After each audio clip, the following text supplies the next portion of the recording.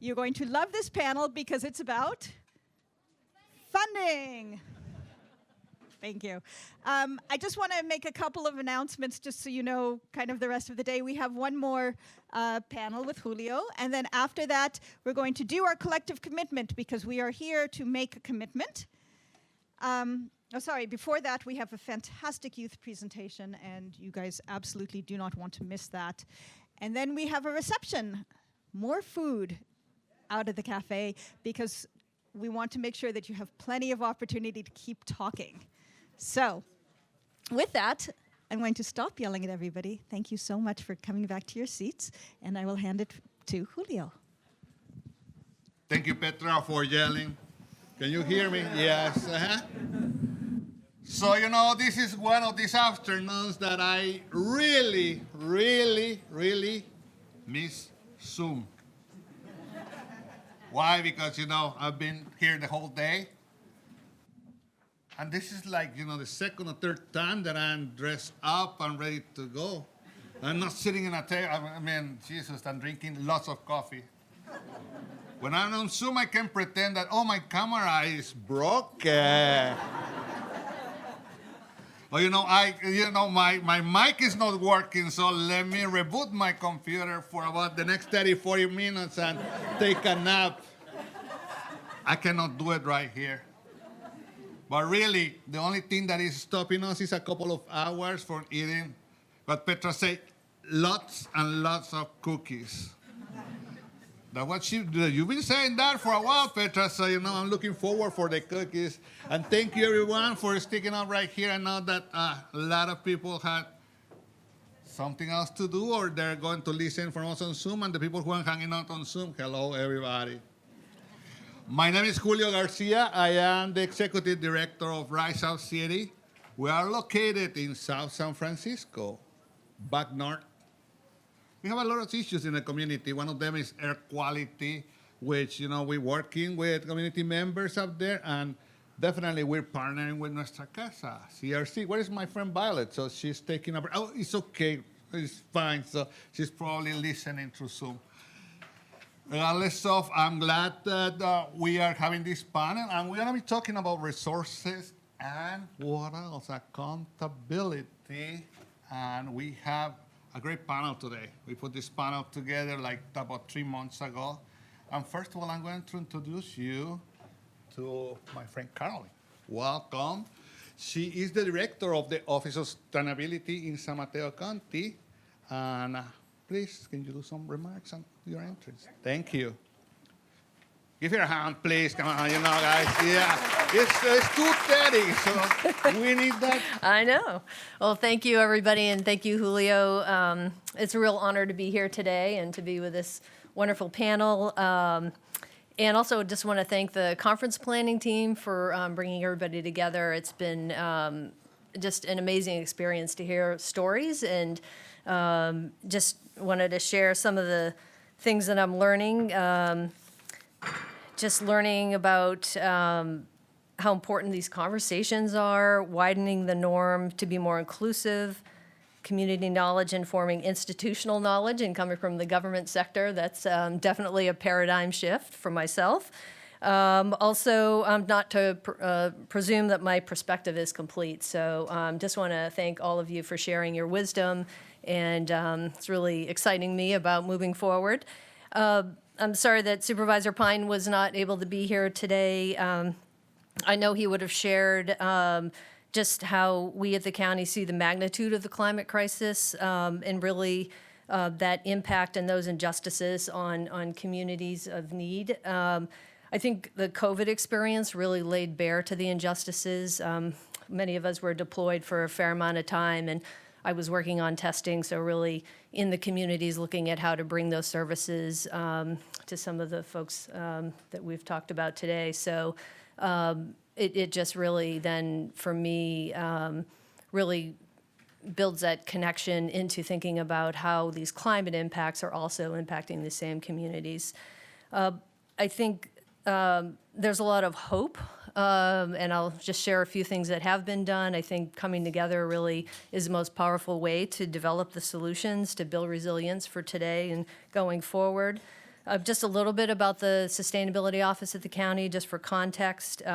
Office was formed about 8 years ago. I joined June 2020, and wanted to just recognize our Board of Supervisors, the county executive, and also the previous leadership of the OOS office for everything they've done. It's really actually been pretty incredible.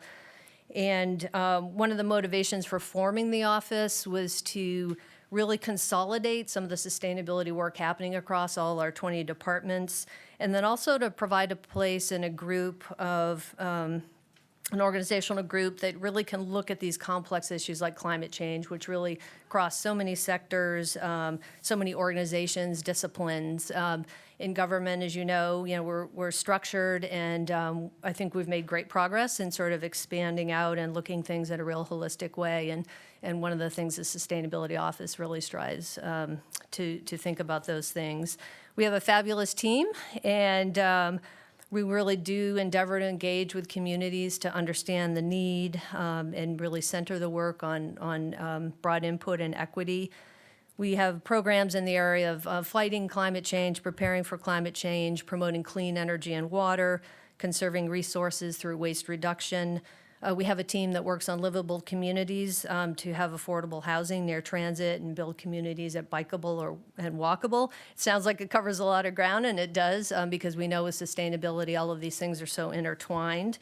And really fighting climate change and preparing for climate change are a big focus of our work. I think we all remember the CZU fire, which really brought wildfire to be home and really personal. The heat days, or what I call the day of darkness. I'm sure you all remember when the wildfire smoke came, and I think we've heard from the other speakers that this isn't something down the road, it's today, it's impacting communities today. So we need to tailor our programs to think long-term, but also to address the issues today. A few notes of hope, and I know Supervisor Pine was going to share how by coming together and collaborating, we formed Peninsula Clean Energy in this county, also the Flood and Sea Level Rise Resiliency District to really tackle sea level rise on a regional basis. So that just shows you the power of what happens when we come together. We are also in our office, we help support the bringing forward those organizations, but we also are very involved in the community. We have community-based pilots to test out cooling solutions in homes, community buildings. We know that we need to pilot a lot of these efforts to support communities so we can then figure out how to scale them with lots of funding, which we hope will really start flowing under some of the new legislation at the federal and state level.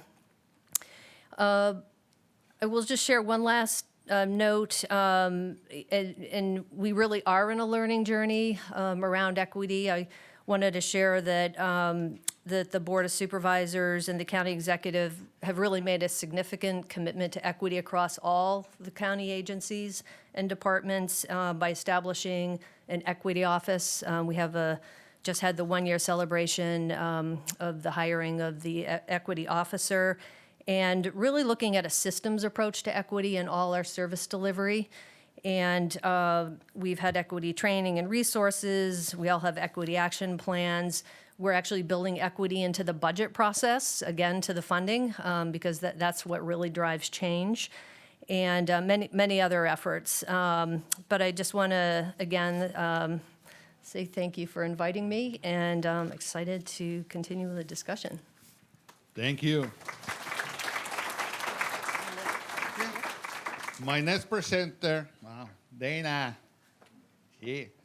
I was working in East Palo Alto, so somebody from Bcdc come up and say, well, we're from Bcdc. I say, what is Bcdc? I haven't heard about Bcdc in my whole life. I will tell. Yeah, she will tell about it. But now I'm here with Violet and the Environmental Justice Bcdc Advisory Group. 5 years from now, we found an advisory group. We have new stuff in BCDC that, we're working with the staff. We're really excited that they're partnering with communities and listening to communities. So, yeah, we had a great partnership with them. So, Dana, take it away, please. Great, thank you, Julio. I'm Dana Breckwald. I manage the Adapting to Rising Tides program at the San Francisco Bay Conservation and Development Commission. It's a mouthful. I mess it up all the time, and I work there. So what is BCDC? For those of you who are not Violet and Julio who work with us, BCDC was established in 1965 as an agency to protect and enhance the use of the bay and its shoreline. And the ways in which we do this, we have two primary actions. One is providing public access. When BCDC was created, there were 4 miles of public access along the bay shoreline, and there are now over 340 miles of public access. And the other main thing that we do is BCDC was actually created to stop indiscriminate bay fill. People were filling in the bay, selling it for a profit for development. And it was anticipated that if fill were to occur at the same rate, by 2020 it would be the size of a river. So that's what BCDC was created for, but we have the opposite problem now. The bay is not only not becoming smaller, it's actually becoming larger again. So we are now working a lot on sea level rise on the bay side. That's why the Adapting to Rising Tides program was established in 2012. BCDC has both a planning and a permitting arm. The permitting arm issues permits for in-bay projects as well as 100-foot shoreline band. I represent one of the members of the planning side. There's another one here in the audience. I'll give you a shout out later, Phoenix. So one of the things that we do on the planning side is that we work with cities, counties, and communities on shoreline issues. And the biggest shoreline issue right now is sea level rise. The Adapting to Rising Tides program in the past 10 years has worked with many cities and counties to conduct extensive vulnerability assessments. We've issued online flood mapping tools. We've pioneered processes for taking communities through the process of doing vulnerability assessment and adaptation actions. And we started early on very aware of the fact that a lot of these impacts would be to frontline communities. And the way we originally dipped our toe. By the way, I forgot to mention, this is the story of a journey that we have all been through over the past 10 years, but particularly the last 5 years. So the first step of our journey was really data-driven. We were looking at demographics. We were looking at where communities were located. We were mapping it. We were analyzing it. We were doing all that stuff that's really safe to do. But what we discovered then is that actually there were disproportionate impacts for these frontline communities. And people were facing things like exposure to contamination, lots of factors that influence their ability to plan for, respond to, and recover from disasters like flood events. So that's when in 2020 we published Art Bay Area, which was our big study that was looking at region-wide systems, not just individual communities of vulnerability to sea level rise. And that was the first project where we really reached out and started to develop some community partnerships, including with Julio, who was at Nuestra Casa at the time. And we actually co-partnered with these community groups to put on workshops in the communities. We did them in multiple languages over, I think we did, how many did we do? 3 or 4? Four community events. And this was our first foray into actually looking at what it's like to hear from communities to establish what their priorities are for the types of projects that we were doing. So fast forward to, wait, we're already at 2020. Okay. Also in 2020, we launched an initiative called Bay Adapt. And Bay Adapt is a regional consensus-driven strategy that lays out the necessary actions to adapt the Bay Area to rising sea levels, to protect people and the natural and built environment. That's our motto. That process was really, really community-driven. That was the first time that we actually reached out to hundreds of different stakeholders. We had a diverse leadership advisory group. We held focus groups. We held public forums. And it was the first truly consensus-driven initiative that we undertook at BCDC. It changed a lot over the course of that process, and so did we. We did a lot of things fine, and we learned a lot of lessons. So one of the things that we did originally was we developed a group called our EJ Caucus, and we gave them a small stipend, and sorry, it wasn't sufficient. Julio, this was one of the things we learned. And the goal was really to have some different voices at the table that would help advise us on not just the process from the outcomes. It went okay. We learned a lot, again, as I said, from that process. But overall, I think the BayAdapt process really helped us to understand that funding community priorities isn't just about giving grants to communities, but it's allowing the money that government spends on its projects to be shaped by community needs and community voices. So it was a big process for us, and it resulted in this document called the Joint Platform, which BCDC's commission adopted last October.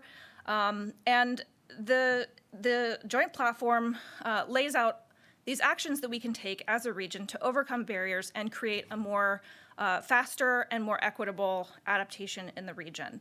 And we incorporated a lot of values in that would seek to direct resources to do community-led adaptation planning.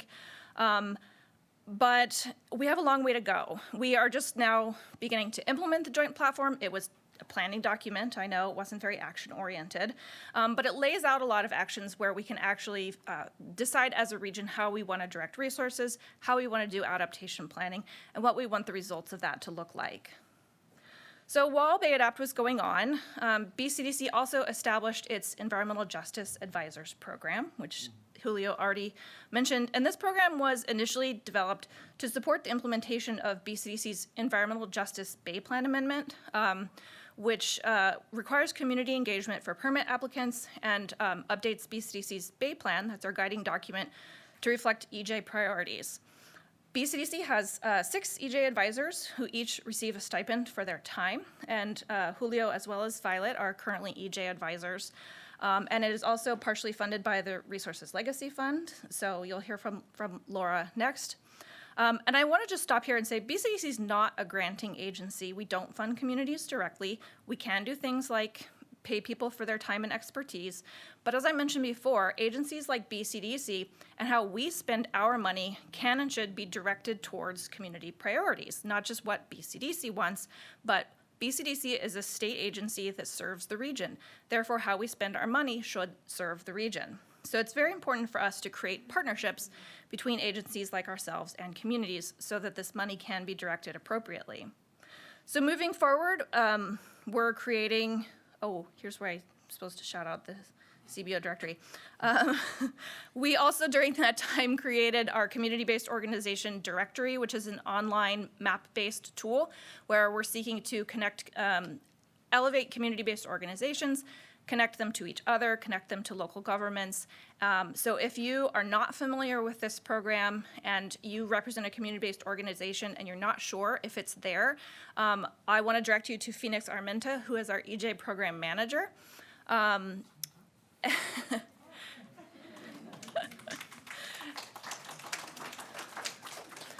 So please speak to Phoenix if you'd like to be, if you're not sure if you're included in that directory. So moving forward, we learned a lot, as I said, from our BayAdapt process. We are creating many more opportunities to include environmental justice and community-based expertise, and also just increasing the diversity of and inclusion in our decision-making in general. So one thing that's really important for me to note here is that it's really hard to do community engagement at a regional level, and that doesn't mean that we don't want to work directly with community-based organizations, but it's a lot. So a big priority of ours, in addition to partnerships with community-based organization, is to include more diverse voices and new voices in positions of leadership to help our agencies select and shape their priorities. So our goal is to include new spaces for everything from elected officials who represent underserved communities, which I know there are some here, so if you want some leadership opportunities at BCDC, please come see me, all the way down to CBO leaders and community members with lived knowledge of their communities. So BCDC has recently received a significant amount of funding to implement the Bay Adapt joint platform from the Ocean Protection Council and the Coastal Conservancy. Thank you, Evan, wherever you are.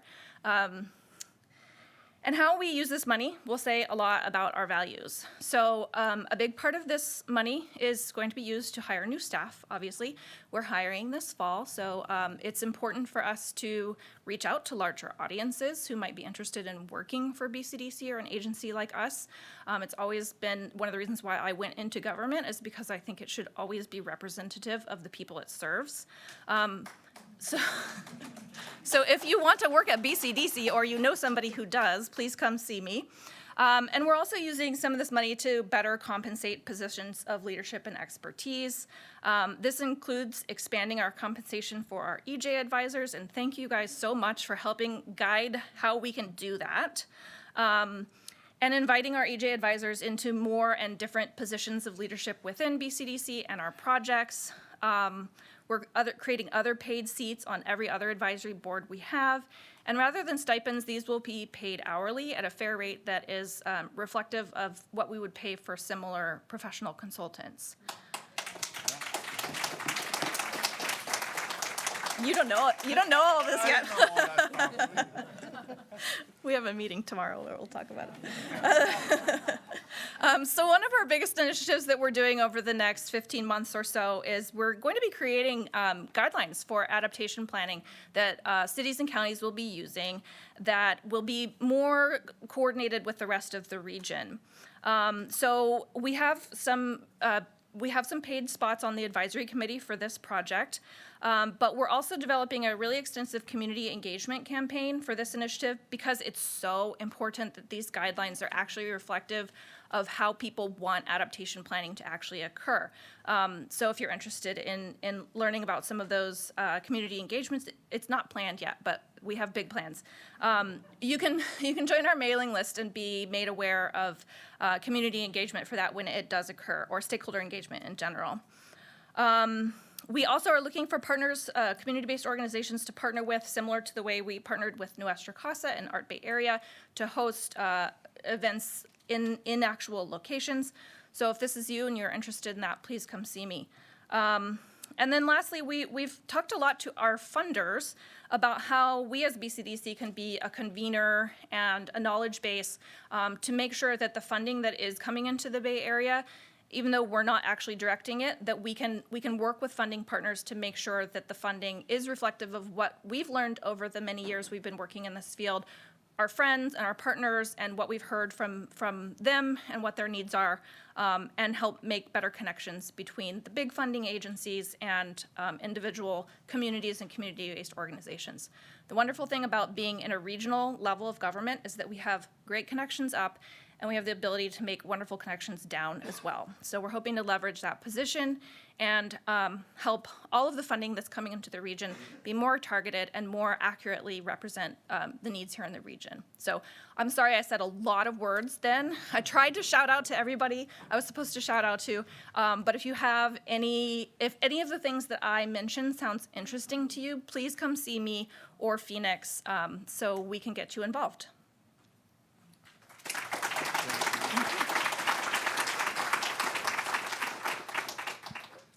The last speaker is from Legacy Fund, Laura. Laura, you may not, probably you don't know this story.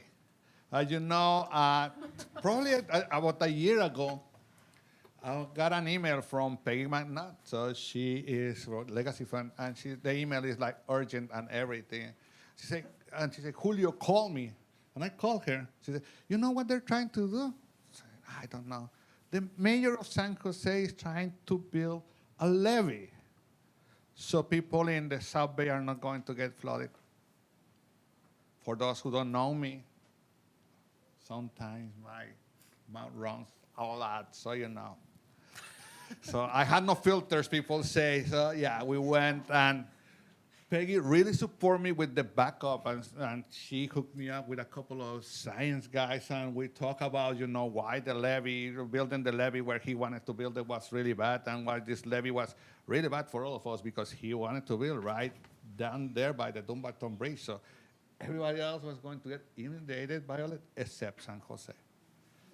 So that pretty stopped. So, but definitely one of my partners and my research partners is Legacy Fund, because when I ask for some background on research, they do it for me, and they pay for my research. That's nice. So, well, you don't. That's what I say. You probably don't know this. You set me up. You just pay. That's a deal between Peggy and me. Okay, so nobody has to know. Okay, but with that, it's my pleasure to introduce Laura from Legacy Fund. Thank you so much, Julio. Hi, everyone. It's great to be here. Nice to see some old friends and to look forward to meeting new ones after this. I'm Laura, and that's an alternative spelling with an M at the end. I'll consider that. I am a program officer at Resources Legacy Fund. We are a 20-year-old California-based nonprofit organization, actually. We are both a fundraiser and a grant maker, and we do a lot of other stuff like helping our partners with research, with technical assistance, with sudden calls like, guess what, there's this project in your neighborhood, do you want to weigh in on it? Do you want funding for this thing? There's this program that's expiring. So we do quite a lot of work with our partners across California and actually in other parts of the West and also nationally to try to our mission is to secure a just and resilient world for people and nature. And that mission has led us to, over the last 20 years, and especially in the last 15 years or so, I would say, really focusing on cultivating community-based leadership. And that's something that I think has been a theme today and something that's very important because we truly believe in elevating the voices and the experiences of communities that are experiencing climate change or environmental impact or environmental injustice, helping to advance climate solutions and environmental solutions in underserved communities, and making sure that they have the resources and expertise to build a just and climate resilient future that addresses their priorities. Their priorities, your priorities, are the things that are the most important to lift up in this conversation. I want to keep my opening remarks really brief because you sent us like 10 really good questions, and I want to get to be able to discuss the questions, but I'll just briefly share that most of our work lately on climate in California has been on equitable policy and funding for vulnerable communities. We work a lot with Native American tribes and tribal-led organizations to advance policy and funding measures on climate threats, and we also provide capacity building support and technical assistance where needed to make sure that underserved communities get their share of an equitable share of the benefits. Here's a statistic. Since 2014, RLEF, that's our acronym, RLEF, and over 100 grantees have successfully advocated for more than $7 billion in public funding for climate, parks, and water. I would say those are some of our longtime priorities: conservation, climate, water, access to parks, equitable access, and climate resilience. This year, I think as many of you know, the governor and the legislature committed more than $50 billion to climate action, and that's thanks to the advocacy of a lot of our partners on the ground, including over $3.7 billion for climate resilience and over $1.5 billion for wildfire resilience specifically. I can talk a little bit more about some of those funding programs, but I want to save that for the discussion. So I think I'll stop there. We also do a lot of work on nature-based solutions. You may have heard of 30 by 30, which is about access to nature, climate resilience, and protecting natural lands to make sure that we protect the nature side that buffers us all from the effects of climate change. So I'm going to stop there and then look forward to the discussion since you gave us so many great prompts. Yes, thank you. I should also say that I think I'm the non-governmental person here, so I'm happy to talk on behalf of philanthropy in general and on behalf of advocates outside of government. So thank you, everybody. Looking forward to this. Thank you.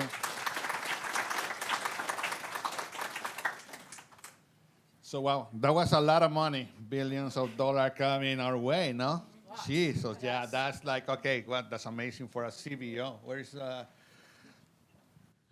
But one of the things is that, the first question that I have is that we're seeing all this money coming from state and federal funding. and for climate resilience. And this is going to be over the next few years. But this is really challenging for frontline communities and small CBOs. We have a lot of small CBOs at the table that we don't have grant writers. We don't have a lot of support to help us reach this money. Just an example, we've been dealing with this RCC, there you go. For the last several, it's been like meetings after meetings after meetings, and we have not stopped. And the pre-app took us like about 40 hours, all right? Yeah, I have seen my partners right here that say, and now the application is taking us like another 40 to 60 hours. This is exhausting. We are not getting paid for this. We're not. If we get the grant, we get it. If we don't, next year. And it sounds a lot of money, but it's only $8.7 million for the next 3 years. And we ended up like $25,000 per organization to do all this work. So with that, I will ask, how can you help us access these funds? How can you facilitate our small CBOs to be saying, okay, let's get this funding, let's help you, support you with this technical assistance, let's support you with a grant writer will be nice. Or, how can you support us to access this funding? Because for us, it's almost impossible to get this money.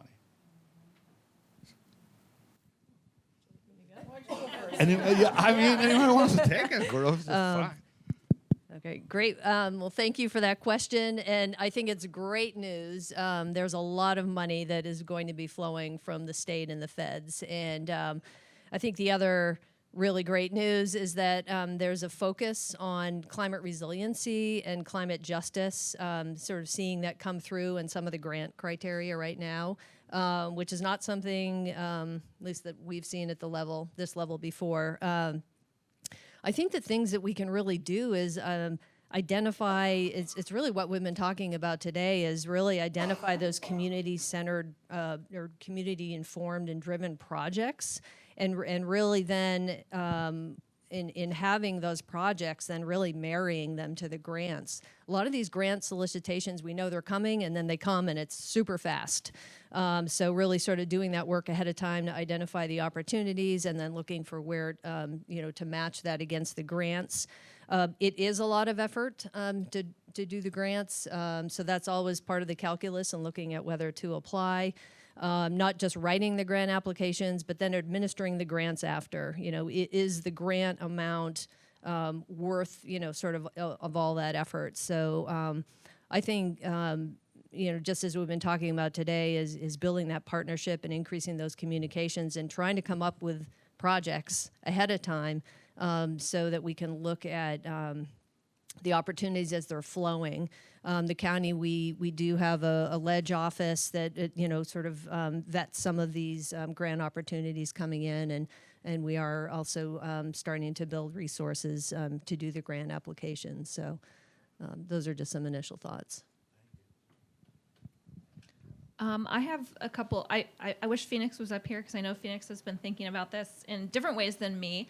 But a couple of ideas that came up around this during the Bay Adapt process was, one, if we have a larger agency like BCDC, MTC, I know they're all acronyms, these regional agencies who can do the advocacy and can throw their weight around at the state and advocate for the Bay Area, because a lot of these programs we're competing with the rest of the state as well. So the first step is getting it to the Bay Area, and then the second step is actually getting it out into the communities that need it. So if we can do some sort of intermediary step where we, get it here, and then it's out of the hands of the state. I'm a state agency, so but we're not a granting agency. Get it into the hands of Bay Area agencies, and then decide how it's spent here. That's one option, and we can create easier processes once it's out of these original state pots for actually accessing that funding for community-based organizations. Another idea we came up with is creating some sort of new entity that is a collaboration of community-based organizations around the region that does a lot of that work. That's not a government agency; it's a neutral third party, or it's a community-based organization itself, and that would allow different groups to band together also and have more weight in the room and ask for larger amounts of money and collaborate on projects. And then, of course, there is, just building the capacity of doing that kind of work by, as I was mentioning, paying individuals consultant rates rather than providing a big grant, like actually paying people as professionals, paying them as consultants. And that's something that we have the ability to do. We can hire consultants, and nobody specifies who that is, so we can, pay our EJ advisors as consultants. So that's another way for us to get some money through. And I know Phoenix has so many other ideas, so maybe later, if you're interested, you can chat with them. Okay, I think this is on. I'm going to keep this one short because I want to get to the next question too. But I do think that there can often be, three things. One, there is capacity in collaboration. And when you have that, I know collaboration also takes time and resources, but once you have existing place-based collaborations or community-based collaborations, you can often find an organization that has a little bit of staff time to do the sort of work with you and on behalf of your collaboration. I know that one grant program, RCC, is a little challenging because it requires piecing together such a large group. I don't think they're all that way. But the other thing I would say, and I think you mentioned this a little bit, Dana, is having consultants who are able to help put together the grant is something that you can ask agencies for, and you can also, that's something that philanthropy will often fund. It's a small amount of, sometimes it's not always, a small amount of additional funding, and it's to a philanthropy being able to offer someone as a someone to your community, technical assistance to help with putting together a big collaborative. I think that's something that a community foundation especially would be keen to try to fund, so ask for that. And the third thing is just to try to, I just lost my train of thought. I'll come back to it. Go ahead. Thank you. So the next question is for you. That's that you were, looking for this question. Is that, it says, so we have a lot of community organizations in San Mateo County and other parts of, but they don't really are working on the EJ. They interact with us with housing issues like health issues and other issues in the community, but they're not doing climate adaptation work. Right here in San Mateo, we have 6, probably 7 violet organizations that were working in that. And San Mateo County is really big. So we're concerned that we don't have anybody in the central San Mateo County. And north side is only us, and coast is only a couple of them. But it's a lot of organizations that they don't have the capacity. They serve more the social aspect of the nonprofit sector. So how can we make them competitive for the funding and adaptation funding, if the fundings that are, how can we get these organizations there? How can we pay for their time? Okay, I look forward to answering this, but I remembered the third thing. Okay, go for it. Go for the third thing. Most government grants, most state government grants, federal government grants, there is a person who is in charge of that program, and you should call that person and ask for help, or ask for technical assistance, or ask for, is there technical assistance associated with putting together this grant?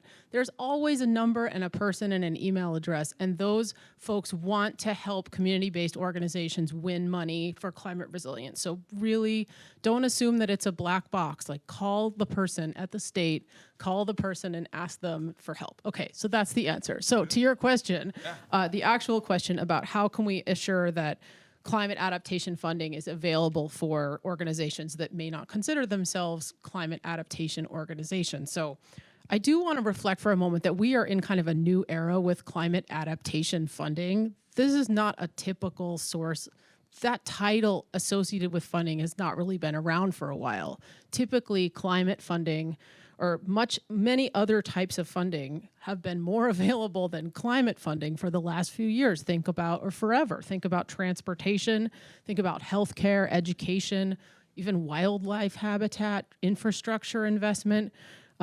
Relative to other things, climate adaptation is a little bit less, but it's more than we've ever seen. On the philanthropic side, I'll point out that less than 2% of global philanthropy is directed towards climate.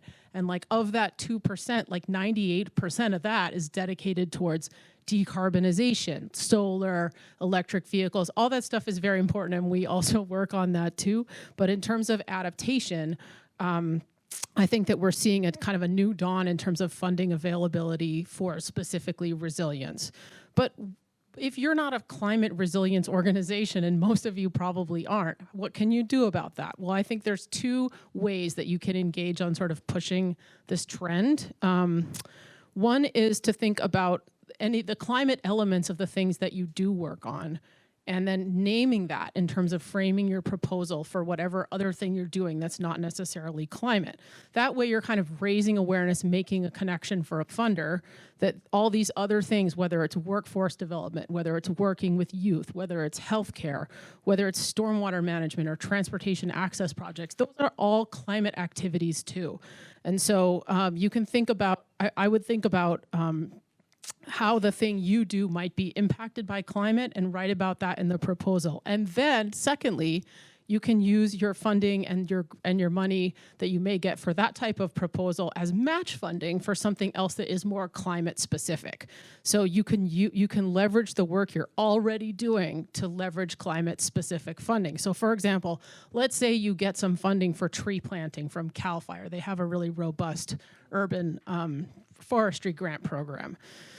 Then you could use that first, say, in a philanthropic proposal to work with youth on tree planting. And you could also use it in a strategic growth council proposal for adaptation planning or to address extreme heat, because forestry and workforce development, all those things have something to do with reducing heat impacts in your community.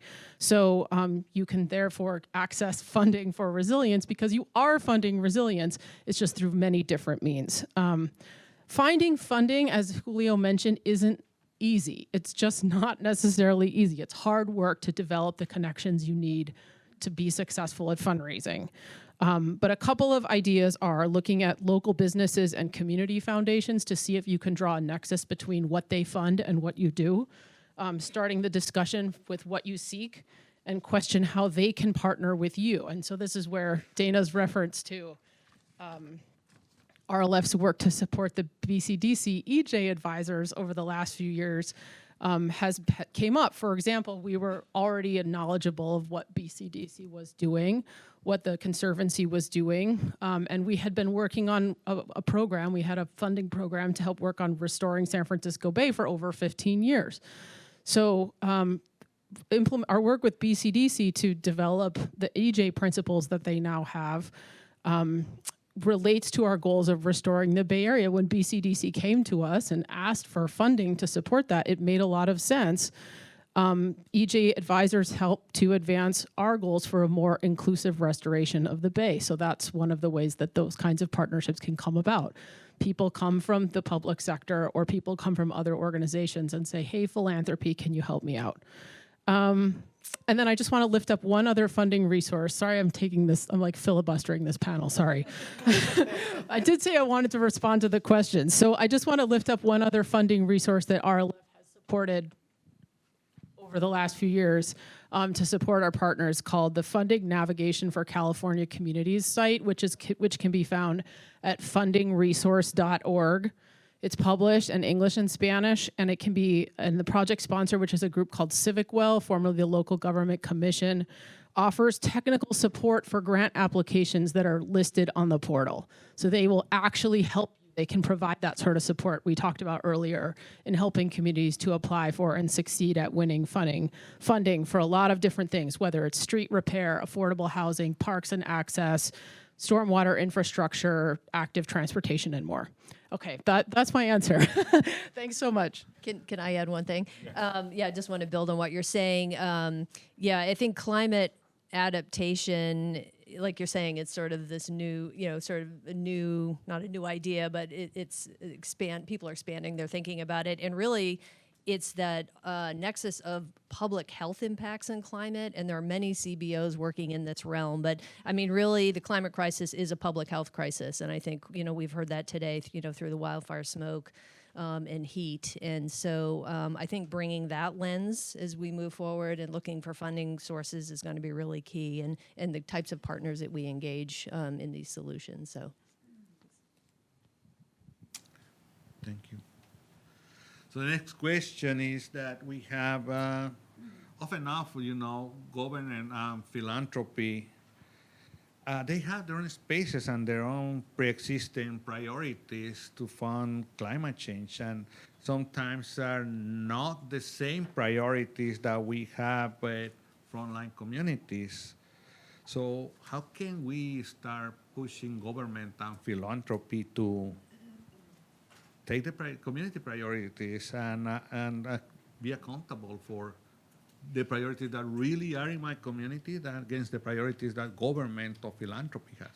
Because philanthropy is in this, we have our own set and rules and priorities, and we just change it every few years. So, they're still working in this. But how can we go as philanthropy, as government, to the community and listen to the community priorities and say, wow, these are the community for the next 5 years or 10 years or whatever the time is? Thank you. So I would say, as government, community priorities are our priorities. We are here to serve, and I know people have sort of a view on government, that maybe we just kind of come in to the situation with our ideas, but we are really here to engage with the community and solve community problems. That's really our mission. And so I think it just comes back to what we were talking about earlier, is just building those connections and those partnerships to get really clear on where those opportunities are and what those priorities are. I know sometimes in government, we are balancing, especially in county government, we're really an agent of the state. So we're implementing a lot of state programs, federal programs. There are criteria around how that's done and what's done. And so I think building that communication and sharing sort of what some of those criteria are, and sort of marrying those with the community priorities and trying to find those places where we can coordinate are really key.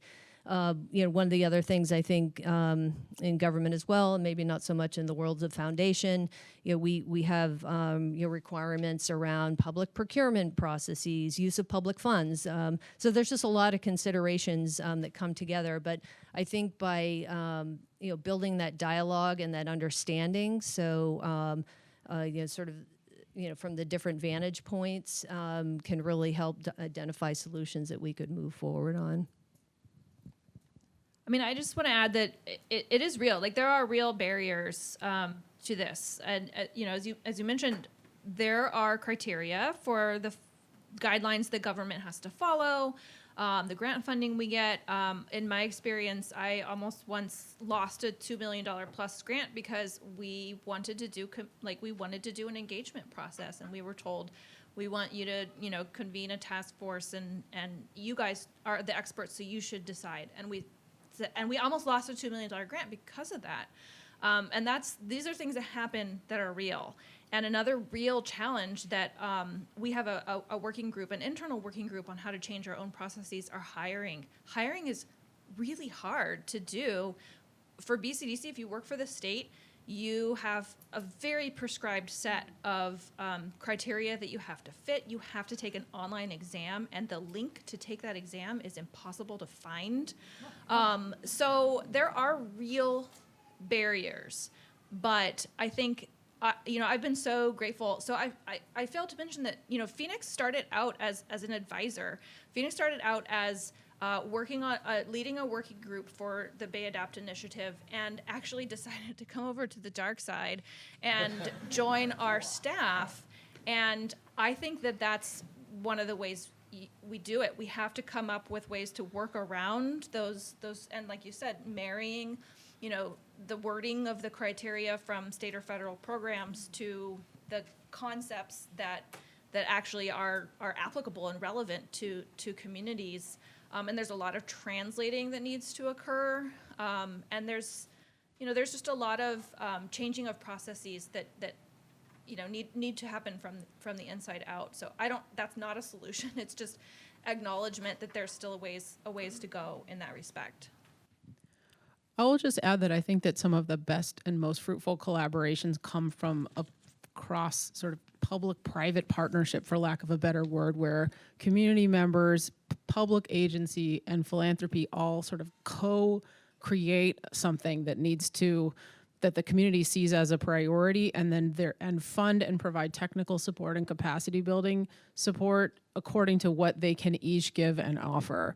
And so a lot of the time that we have found our greatest sort of successes have been when we've been able to identify what kind of philanthropic funding, for example, is never going to be at the level of like infrastructure funding from the state or federal governments. Philanthropy is going to fund $25,000 here, maybe $100,000 there, compared to like an infrastructure project that's like $500 million. It's just not the same kind of funding, but philanthropy can pay for engagement. It can pay for coffee. Like the state government, you guys can't even pay for donuts. Like it's like the smallest, like little things like that make the part of a partnership where you're bringing everybody together and trying to figure it out together at the same table. Like that's the kind of funding you need, is flexible funding. You need technical assistance. The state knows how to get state funding. The people from the community know what needs to get done. And then ideally, whoever has the most, it can be brought together by any one of those entities, I should say. Like sometimes philanthropy convenes the group because it needs to be convened, and there isn't a natural necessarily a leader who's emerging. Sometimes the state or a federal agency or a state agency can do it. We've been supporting a public-private partnership on 30 by 30 for the last 2 years in California, and it's been pretty successful so far. And sometimes the community needs to lead it because it's a community priority. And in that case, someone like Julio, who is brilliant at bringing together government and philanthropy to say, hey, come over here and see this project. I need funding. We need to make this work. Somebody like that is like the leader of the group. So anyone can do it, but bringing all three sectors together can lead to really great results. Oh, thank you for the proof. So next time you will be my main speaker. Okay. So we are just about to end the time. So we're gonna take a couple of questions if we can, and one for us. You have any question from Zoom? Okay, it is one question right here. So it's only two, and then there's another one in the back. So unfortunately, we're running out of time. Go for it, bro. Hi, everyone. My name is Cade Kennedy. I'm a program manager and community organizer here with Climate Resilient Communities. At CRC, we think about environmental justice as being distributional, right? Who is suffering from disproportionate pollution? We think about it as being procedural, right? Who's at the table from the beginning to the end? Is the community there? But we also think about it as being substantive, right? Being real and tangible. And I know that BCDC has done a great job in convening this environmental justice advisory group. I know the California Air Resources Board has done something similar, and the BAA QMD. My question is being merely advisory enough for these groups? I think that's sort of a big question that a lot of people are trying to deal with when they sign up for these groups, is like, and Julio and Violet did not put me up to this, so but is there a way that these advisors can have a more substantive impact in their role as environmental justice advisory groups?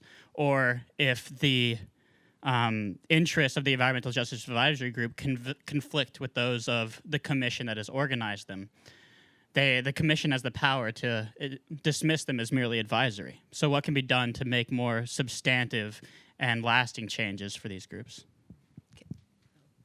I'll answer that really quick.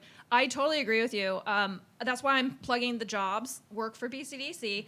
We also have consulting contracts, so we're looking to expand our consultant group beyond just the usual. I won't name names. But the commission is the next step. We are run by a commission. Our commission is appointed. We don't elect.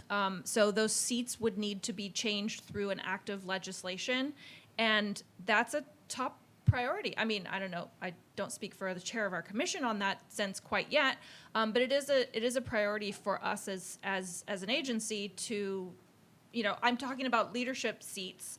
What I was talking about, those are advisory leadership seats.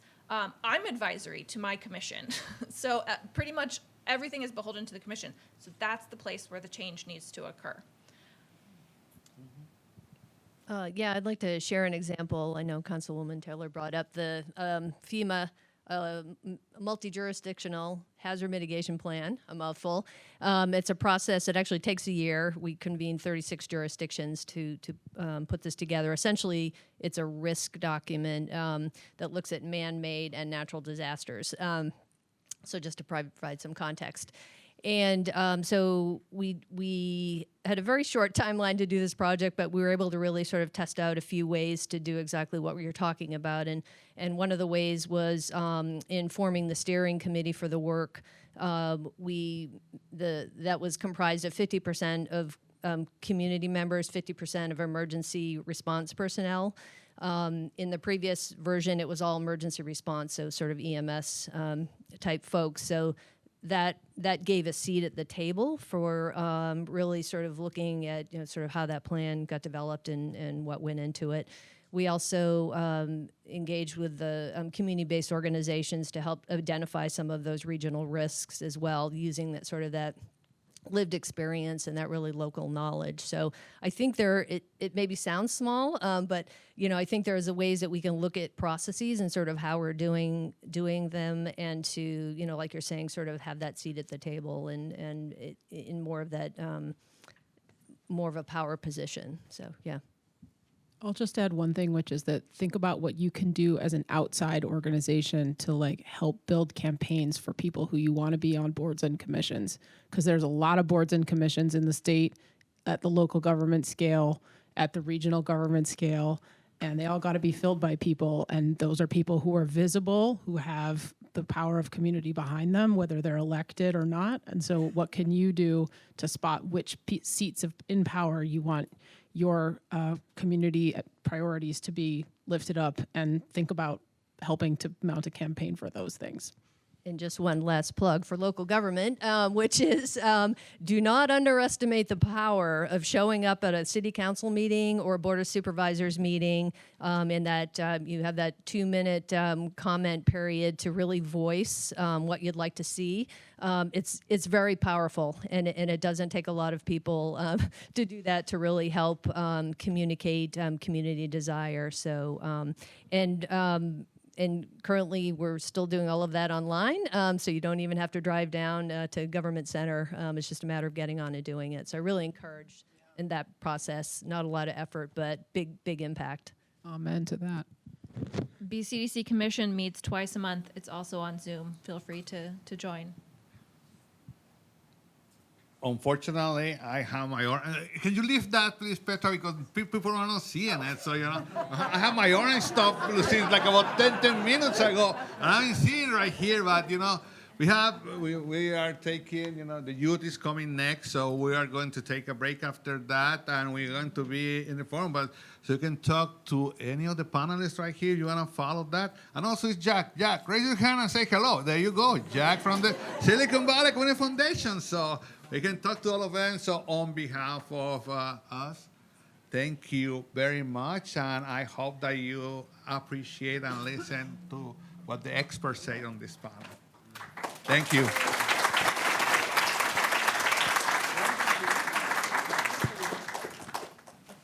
Oh, and there's my partner in crime, Violet.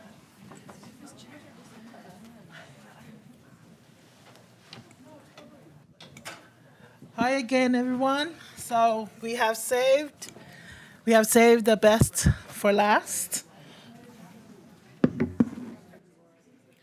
It's an honor for me to present our next presentation.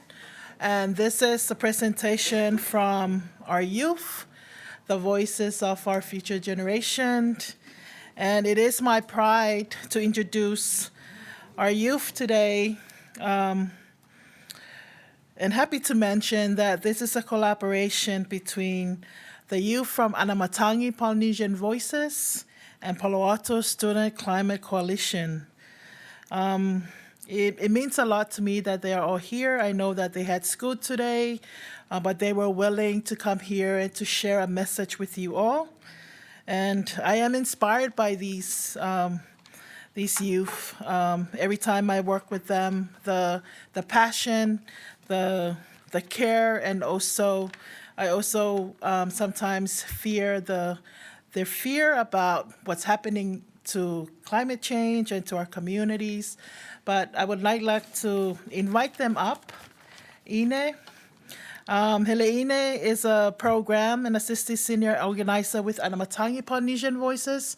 Anamatangi Polynesian Voices, it's a nonprofit organization based in East Palo Alto, led and founded by Mama D, Papa Senta, also Tiffany, who are currently in Tonga to distribute relief for the communities in Tonga who were hit hard during that volcano eruption. And I'm sure all of you have memories of that when it came on the news. So they're currently in Tonga, but Ine, who is here today, is currently leading the youth program.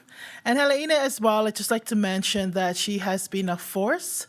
She is one of CRC's ambassadors to our OCOP project. I also know that she works with Nuestra Casa on the water project. She's like everywhere, and she's a true leader.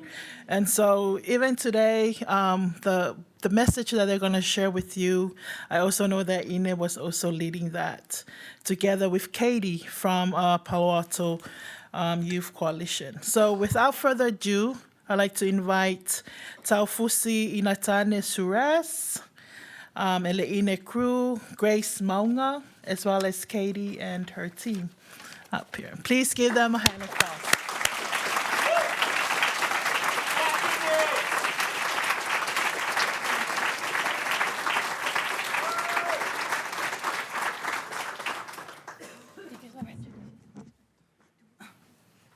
Hi, everyone. I'm Tafusina Tiana Suarez, but I go by Tiana for short.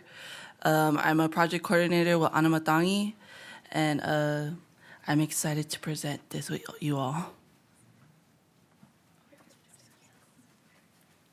Hi, everyone. My name is Grace Maunga, and I am a part of the Anamatangi, and I'm here to present what I know about climate change and to also learn from you guys. Thank you. You guys are going first. If you guys want to introduce yourself. We can introduce ourselves afterwards. Okay. Hi everyone, I'm Ine. Helena is my full name. I'm Programs Assistant with Anamatangi, and this is our presentation for the Climate Summit. And today we want to talk about climate change preparedness. And we basically had this whole conversation on what we were going to talk about today. We had so much to talk about. But we discussed on the topic of adaptation and how people usually respond after a natural disaster or after something physically happens to them or something that happens in their personal life. And we want to talk about the part of adaptation that comes before and to prepare for those natural disasters and the climate change that is to come. And so this little blurb from Austin, Texas, talks about how preparedness from the city can look like policies, infrastructure, relationships, and behaviors. And also it can happen at home by taking personal action.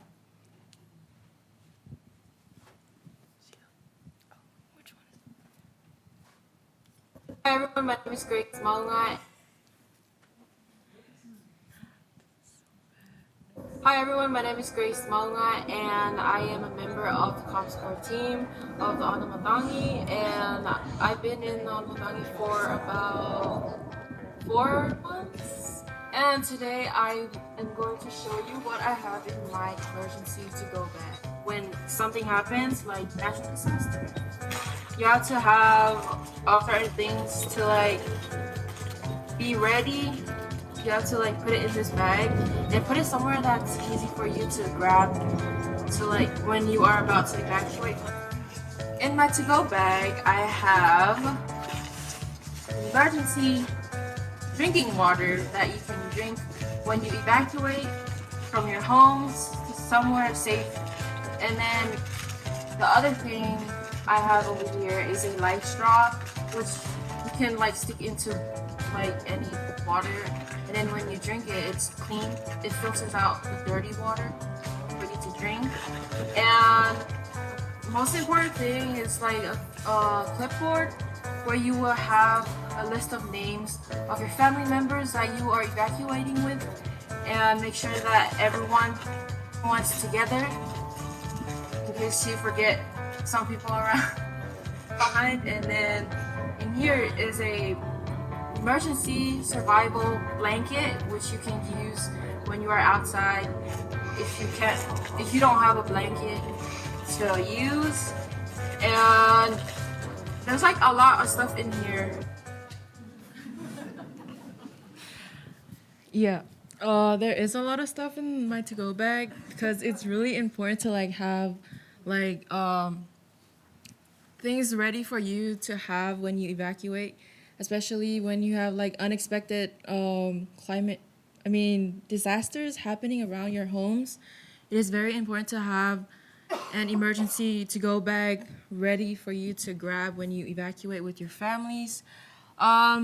I have this bag because I got it from school. I learned that it's very important to have a to-go bag at my house. Inside there's like emergency stuff. You can also have spare clothes and like canned food for you to eat with and like change. There's like a lot of other emergency supplies that you can have.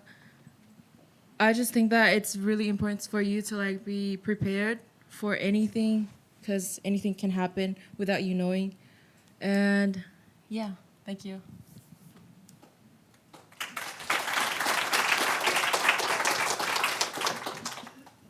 All right, is this on? Oh, so as you see in the video right here is in East Palo Alto. If some of you guys noticed the Willen Apartments, I currently live there, right next to San Francisco Creek.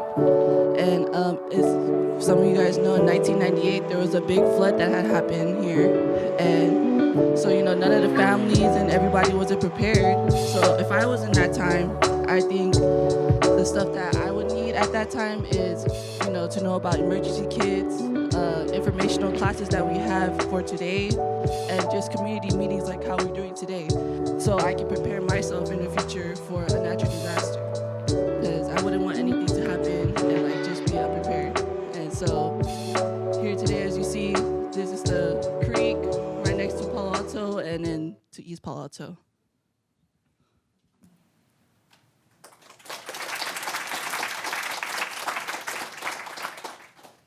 And so I'll highlight some things that the city can do to prepare, anybody's city, but some of these are toward my own city of East Palo Alto.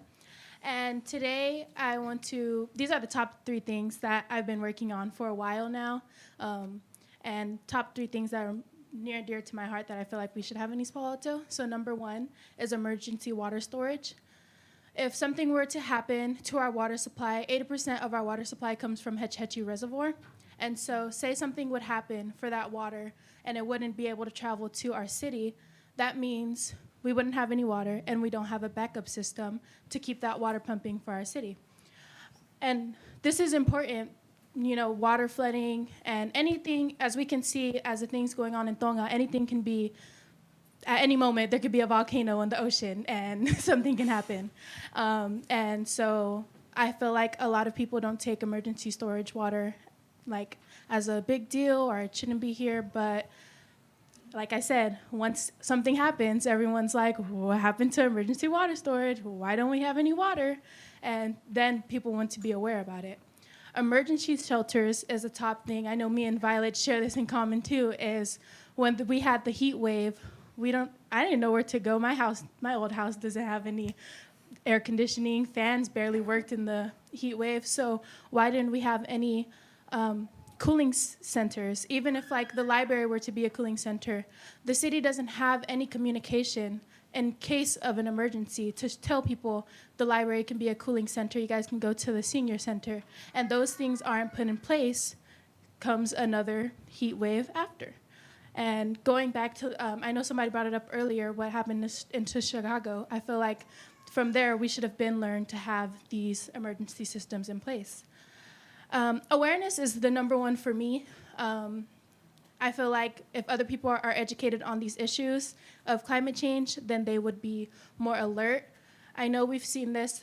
Me and Violet worked with Nuestra Casa on a parent academy and youth were attending. And Tiane was one of the students, and now she's working with me to work on further awareness for environmental justice. And I feel like she's a testimony to people who are educated about the issue, and it becomes near and dear to their heart to learn about it more. And all the news articles and the policy writing I learned at Nuestra Casa really helped publicity for our water issues. And a bunch of friends text my phone. My friend here, she now knows that there's 3 different water providers in East Palo Alto, and she knows that's an issue. And I feel like education, making sure things are digestible and translatable to different communities is a big part of climate change for people to understand.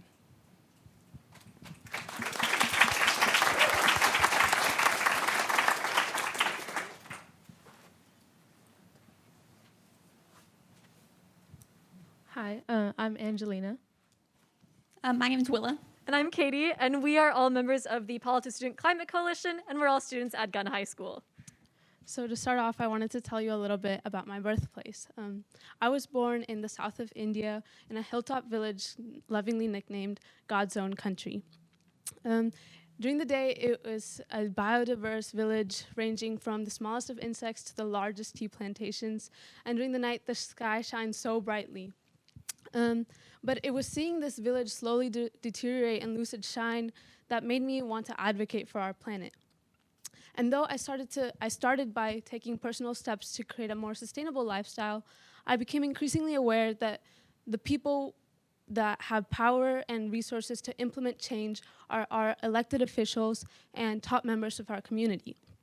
And as I became more increasingly active in our community and found like-minded youth, I realized that there is power in youth action. And so I started speaking at city council meetings, I campaigned for green solutions, and I met with council members. And through this, I realized that my voice has power. And so, thank you. And through that, I invite you, whether you have a village such as my own that motivates you, or you are simply inspired by the injustices around us, I invite you to test the power of your voice, to look around and listen to our youth, and be pleasantly surprised.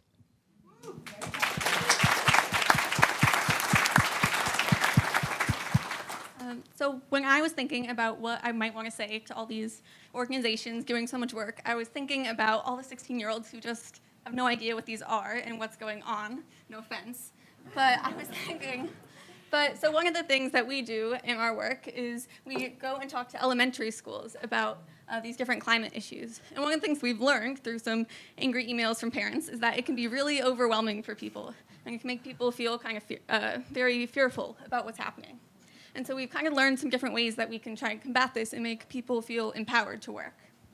So one of those things is just building community. And like we were talking about with disaster preparedness, when people look around themselves and they see what's going on, and they look at the nature in their community, they look at the disasters that are happening, it can make things feel much more tangible. And even though it feels overwhelming to look at the broad scale, it can feel less overwhelming to just look right where you are. And so that's why we've worked on local action, we've worked on local politics. And going along with that are just the small concrete steps that people can take that we really try to advocate. And those help little kids. So even if it just feels like these are just a tiny, tiny fraction of all the crazy work that needs to be done, we hope that we're instilling some values in them that they will grow up with. And as they grow up, become older, have more power, they'll want to join organizations like these to really make an impact.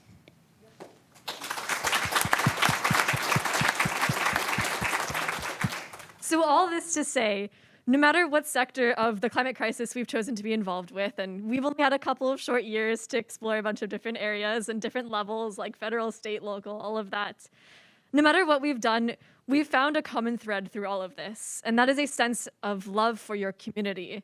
No matter how you define it, we love our community, we love the people that we work with, and everyone that we've met who've called themselves climate activists, everyone here today, I hope, loves their community. And that is what's so powerful about the climate crisis. We all have one unifying message, and it's so important that we are carrying this theme through all of our actions, no matter where we choose to act.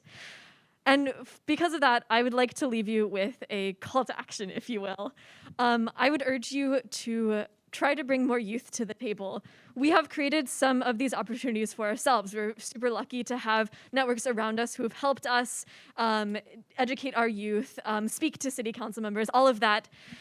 And we could do so much more if we were given more of a platform. I urge you, no matter what sector you're working with, to think about the youth and think about how to bring them to the table. We are all a part of this community together, and it is not until all of our voices are being shared equally that we can drive the sustainable future that we all want. Thank you.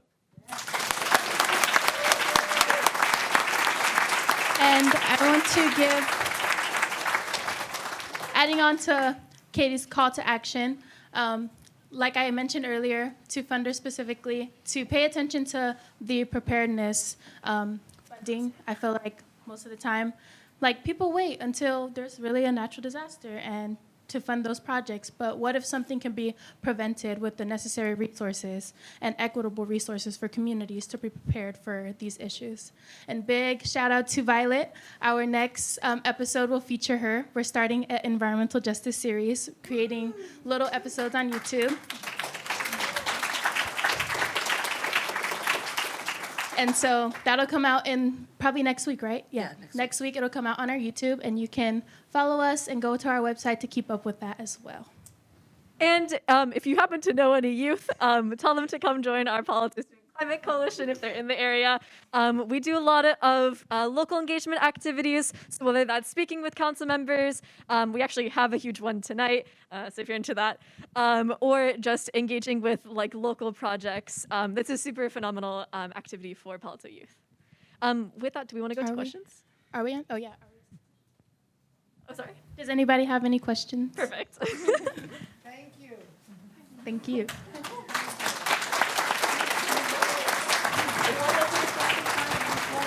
Excuse me. I love what you guys are doing. I was at an event on Saturday night, and I heard from the Los Altos Climate Club, and I'm just curious, are there any meetings happening for the high school climate club? There actually are. There's one huge one called SFGHS that happens every year, and it is actually hosted by the Los Altos Green Team. And it brings together all the green clubs in the area to speak and brainstorm solutions and activities that they want their school district to have in the coming year. So yes, but we can always use more.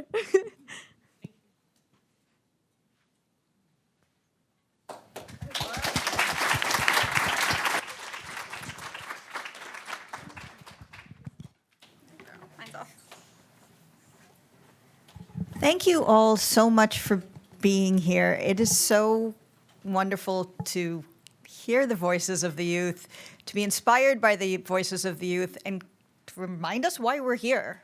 Like, it's their future, our future too, but their future for longer. We're going to now do the action part, because we have heard from amazing speakers, inspiring speakers, informational speakers, and now what we want to do is know that each one of you is going to leave here with action. So, on the middle of your table, there are Post-it notes. Around the room, there are 5 different boards, and so the idea is that each of you will come up with at least one collective commitment. We would love for you to put your name and email address as well, or your organization, to say that you're really going to do it. But even if you just want to come up with an idea, that's fine too. But use the Post-it notes in the middle, write some things down, and then go up and put them on the boards. We have policy, funding and resources, government structure and practices, relationships, and power dynamics, and education and mindset. Pick whichever one seems like closest to whatever your idea is. We're going to do this just for like 10 short minutes. Then we have a quick closing, and then the promised cookies. So write some things down. I want to see those boards all filled up, and we'll come back in 10 minutes.